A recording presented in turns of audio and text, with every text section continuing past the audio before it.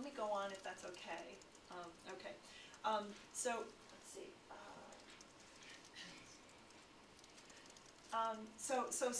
Just to kind of summarize some of what we know about the effects of catastrophizing, we know that pain catastrophizing influences people's experience of acute pain.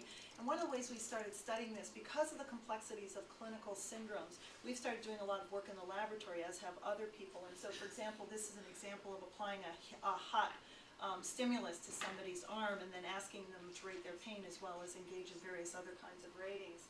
And we use a variety of different stimuli in the laboratory. And these are some data on people who have temporomandibular joint disorder. And what's interesting about this group is that what we see is that the catastrophizers show a stress response to pain that really differs than the people who are low in catastrophizing. So to belie what I just said is that it's a continuum. We've created a high and low group in these analyses. And so this is the group that is high in catastrophizing. And the reason this is important is that this is the early morning when the cortisol, the diurnal pattern of cortisol is normally kind of dropping down. And so you expect the pattern at this time of the day that the low catastrophizers are showing, and this is the period of pain testing. So we're basically poking and prodding people who have a clinical pain state and asking them to rate their pain in response to heat and pressure and various kinds of things. And we end with a stick your arm in the ice bucket procedure. And what happens is you get them autonomically aroused. And what this shows nicely is that the people who are high in catastrophizing are more stressed by our pain testing than the people who are low in catastrophizing. We also know that catastrophizing is going to kind of exacerbate it. When people have pain, they then respond by catastrophizing, and that exacerbates their experience of pain. This is a very nice study that Claudia Campbell did at Hopkins, where she took 38 adults who were healthy, again, no clinical syndrome, applied topical capsaicin, the ingredient, the TRPV1 kind of response, sorry, the hot chili pepper ingredient, and then applied a constant heat at one point in time, and then increased the heat at another point in time. And by increasing the heat, it makes it more painful.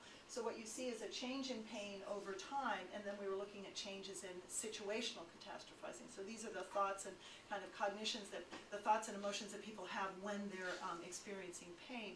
And interestingly, what we found was that pain does go up, as we'd like to see. Catastrophizing does go up, as we'd like to see. That's what this is all about. But what's interesting about these analyses is that the change in pain early did not predict how much catastrophizing people, how much increase in catastrophizing they reported. But how much catastrophizing they reported early was a predictor of how much pain they had later on. And it's very hard to experimentally manipulate catastrophizing. We've been working on this for a while and have not been very successful, nor have our colleagues. There are a lot of issues with doing it. So these are some nice experimental data that get at the kind of idea of chicken egg. And it is this knotty mess of pain and catastrophizing and pain. But it does, this is supportive of the idea that when people experience pain and start to catastrophize, it's the catastrophizing that then promotes the kind of the increased pain that they have, rather than the pain itself driving the catastrophizing. And then these are some data going back to the question of distraction. And so this is what we're calling behavioral analgesia. And these are when people play a video game in the laboratory. And what we did was we, again, categorized them in terms of low and high catastrophizing. These are, again, Claudia Campbell's data. And what's important is this effect here. So this is what you would expect to see. And that is that when people engage in distraction, they are showing a reduction in pain. And this is in comparison to a time when they were not engaged in distraction. And so you see that and they can keep that going for about an hour, which is really nice. But what you see is the high catastrophizers have a more difficult time engaging that process. And so, there are a whole variety of ways to think about this. But the fact that they're slower to get going, and in fact, the first half hour they're slower to get going. So they really are struggling in that first half hour, even though they performed on the video game as well. But they're just not, it's not doing the effect that the others are experiencing. And then finally, I thought I'd talk to you a little bit about sleep disturbance, the third kind of kind of hit in the parade that I'm talking about today, because sleep disturbances become very, very interesting, and it's not unrelated to anxiety and depression.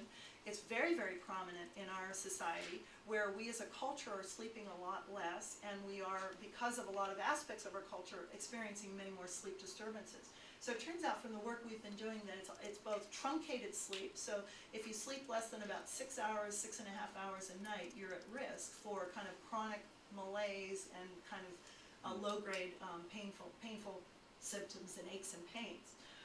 And if you sleep, and I'm going to show you some data from our group that show kind of if you really disrupt sleep, you kind of see some whopping changes. And so the idea is that pain itself can lead to sleep disturbance, which then can contribute to persistent pain. And these are some data that a colleague of mine, Michael Smith, who is a behavioral sleep medicine researcher as well as a pain researcher, analyzed through the Baltimore Regional Burn Clinic, which is at the Bayview campus at Hopkins. And what he did was he looked at sleep disturbance at the time of discharge, and these are people who have been in ICU. ICU is a miserable place for sleep, but some people actually get a reasonable sleep as they kind of finish up their care, and other people are just horribly disrupted in their sleep. And so what he did was he looked at the time of discharge, the sleep disruption, and the extent that that was associated with persistent pain due to the burn injury going 2 years out. And what he found was that the people who had moderate or severe insomnia at the time of discharge reported much higher levels of pain than people who had no or mild insomnia at the time of discharge. And then this is another data analysis that Michael did that's really kind of nice, because as a behavioral sleep medicine researcher, he's very sophisticated around the diagnosis of sleep and uses polysomnography, for example, to identify sleep problems.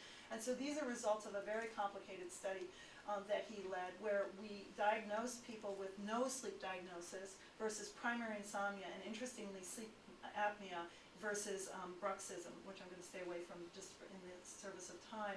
And what we showed in the study was that pressure pain thresholds at the masseter, and these are people with temporomandibular joint disorders, so the masseter is a clinical area of sensitivity. And the people with primary insomnia showed much greater sensitivity in the masseter muscle than people without a sleep disturbance. And interestingly, and we're not quite sure why, but the sleep apnea group actually showed less pain sensitivity at the masseter.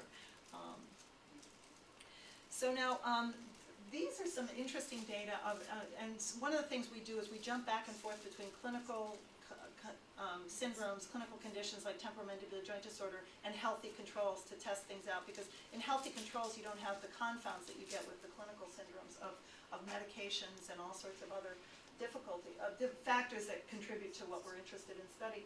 So this is just a fascinating study, and again, I'm sorry I don't have more time to go into the details, but we have in the laboratory a very indirect measure of the kind of activity in the endogenous opioid system. And what's interesting is this group, and this group is showing a kind of an acute reduction in this measure with what we call forced awakening. And what's interesting is the RSO group, which is called restricted sleep opportunity, they show no effect of sleep disturbance. So what happened with that group is their sleep was truncated to about 4 hours a night, and they show no disruption of this measure in the endogenous opioid system. But the group with forced awakening, what happened was they were woken up every 90 minutes for a half an hour, and they were kept up. And so we basically wrecked their sleep, and we wrecked it in a way that was meant to mimic what we hear from patients who have persistent pain conditions. They can get to sleep many times, but then they're tossing and turning, and they just don't get a restful night's sleep, where they're waking up from pain and they're waking up from other things. And so we did that. We did this design of the forced awakening with the intention of mimicking what we hear clinically.